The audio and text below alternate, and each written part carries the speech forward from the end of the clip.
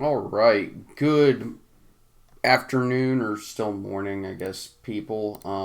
My name is Benjamin, and welcome back to a forecast. We've got this video next week, and then it's election day. I'm going to post one on the Monday before election day.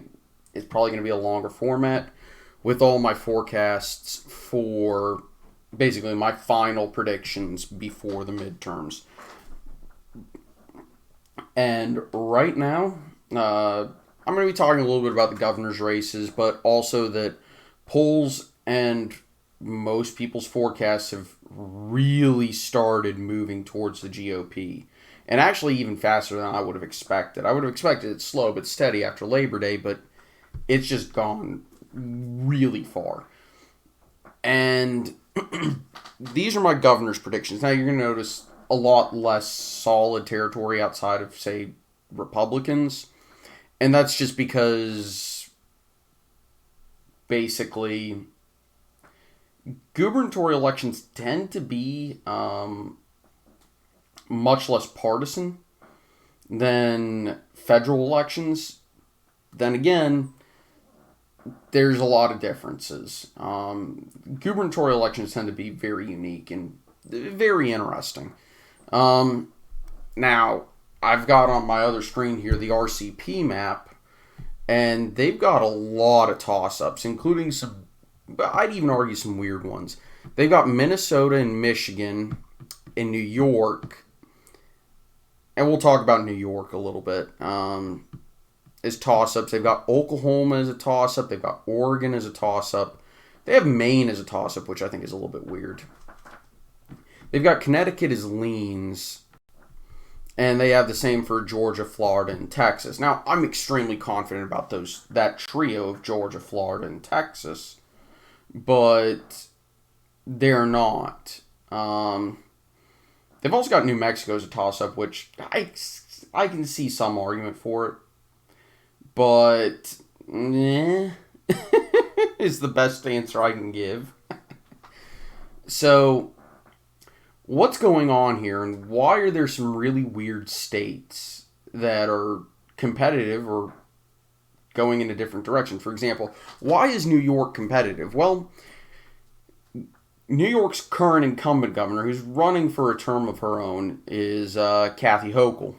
And Hochul is, sure, she has a positive approval rating, but Lee Zeldin has just, the Republican nominee, has just been hammering away at the issues that are very clearly winners for him, and that's the message of crime, as well as rising prices. All he has to do is focus on those issues, and that's it.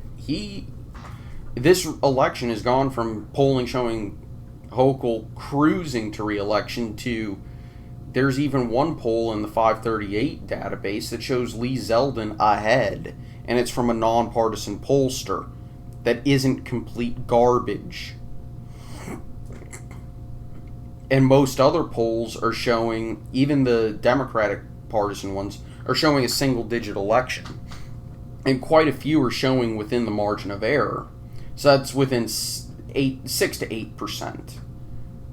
Because let's say a poll has a margin of error between of 4%. That means you take 4 points off the leader and 4 points off the person in second, and that's the minimum margin.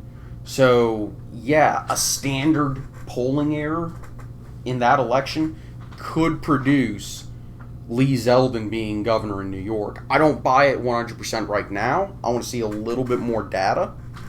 And, well, Hochul's finally started campaigning on the issues that Zeldin has made the election about. Now, whether or not she wins that argument, it's still likely that she'll probably still come out on top, just because New York is that heavily Democratic.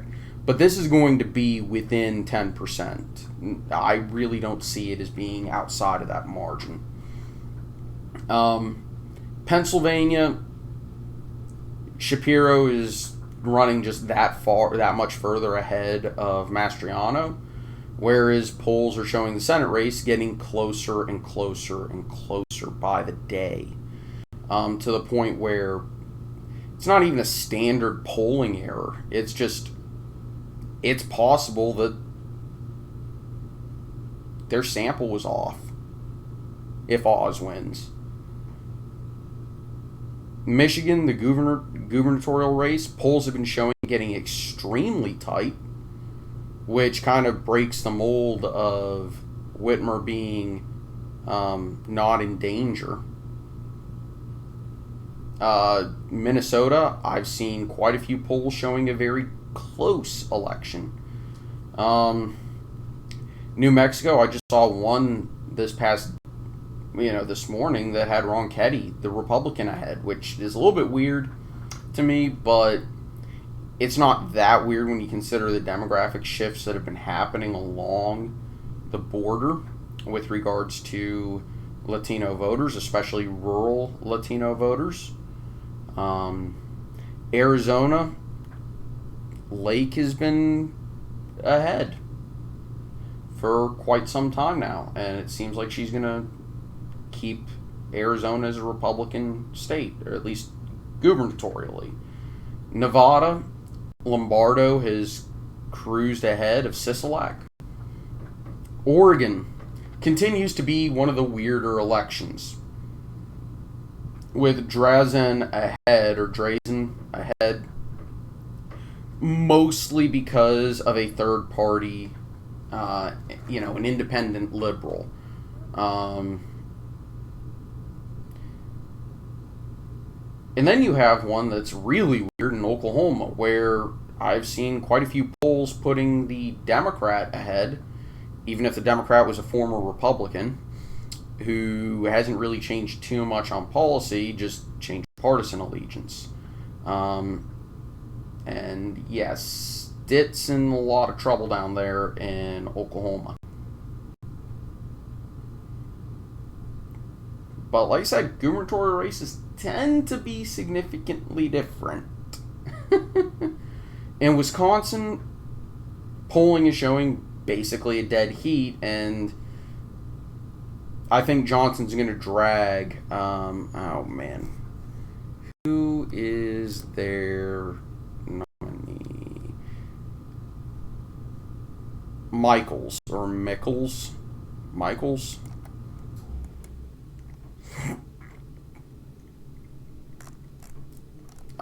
I'll say Michaels. You're probably going to drag him across the finish line because Johnson is more than likely going to beat Mandela Barnes. And while I definitely see more split ticketing to be more likely in the Senate, in the Rust Belt, as well as New York, for that matter. I don't really see it being ultra common. It's just one of those where it happens.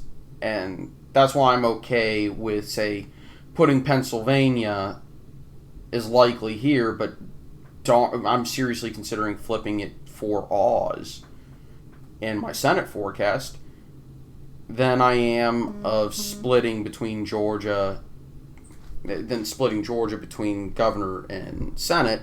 And that's just because, again, regional dynamics are significantly different.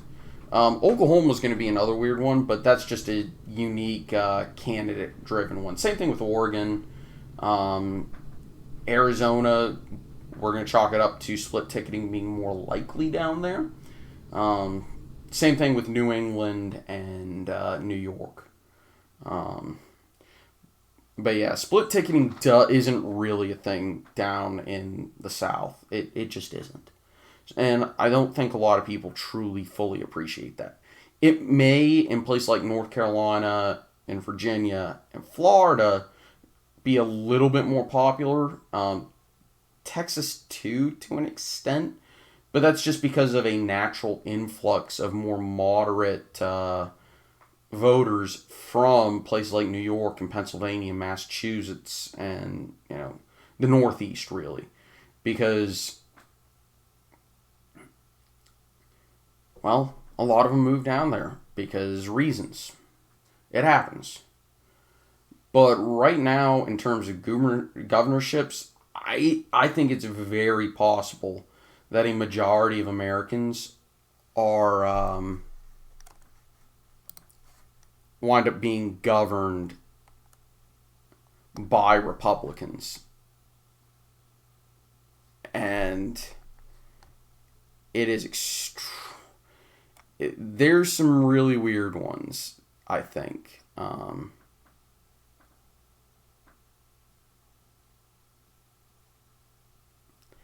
So we'll see. We will absolutely see.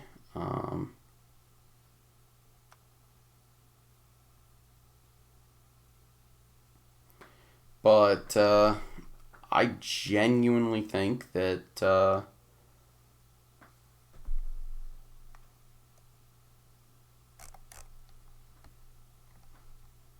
this is pretty reasonable, but there's still, like I said, 2 weeks till Election Day. So there's plenty of time for things to shift, and I will be paying attention to it. So